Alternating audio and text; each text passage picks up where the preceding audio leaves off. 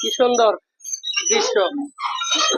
বন্ধুরা তোমরা কেটা কেটা এই পাইপের ট্রেনে চলছো কমেন্টে জানাও। হ্যাঁ,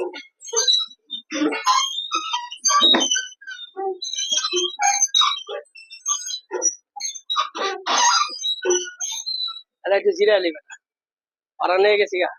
বন্ধুরা একটু জিরাইতেছি এখন, ঠিক আছে? মানে 20 মিনিট কিন্তু কম না, বহুত। 20 মিনিট, 20 মিনিট কম না, বহুত।